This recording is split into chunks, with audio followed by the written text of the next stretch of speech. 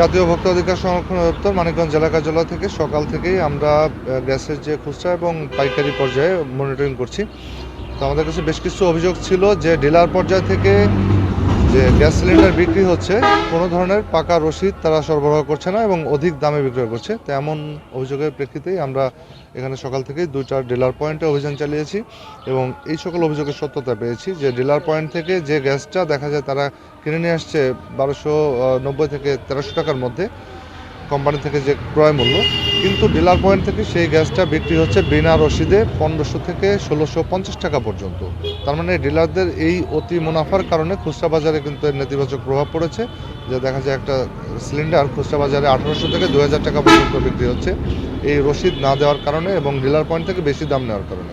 তো আমরা এরকম অপরাধে মিলেনিয়াম ট্রেডার্স সেখানে জরিনা কলেজ রোডে এখানে আমরা ভোক্তাধিকার আইন অনুযায়ী 1 লক্ষ টাকা এবং অপর আরেকটি যে গ্যাস ডিলার পেট্রোম্যাক্সের, এটা আমরা ভোক্তাধিকার আইন অনুযায়ী 50,000 টাকা, মানে মোট 2টা প্রতিষ্ঠানকে ভোক্তাধিকার আইনে 1.5 লাখ টাকা জরিমানা করেছে এবং সতর্ক করেছি যাতে সরকার নির্ধারিত দামে তারা এই গ্যাস আজকে থেকে এটা বিক্রয় শুরু করে। কয়টা ধাপে আসলে অনিয়ম হচ্ছে? অনিয়মটা আমরা এখানে যেটা পাচ্ছি সেটা হলো যে ডিলার পয়েন্ট থেকে তারা যেটা বিক্রি করছেন এখানে এই দামটা একটু বেশি তারা এখান থেকে নিচ্ছেন এবং খুচরা বাজারে মেমো না থাকার কারণে তারাও এই সুযোগে অতিরিক্ত মুনাফা করছে।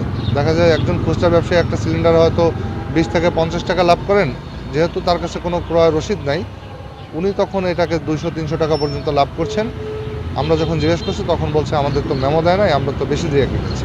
তো এই নানামুখী অজুহাতের কারণেই মূলত ভোক্তার পকেট থেকে কিন্তু অতিরিক্ত টাকা চলে যাচ্ছে এই একটা সিলিন্ডারের পিছনে। তো আমরা এই জায়গাটাতে কঠোরভাবে মনিটর করছি।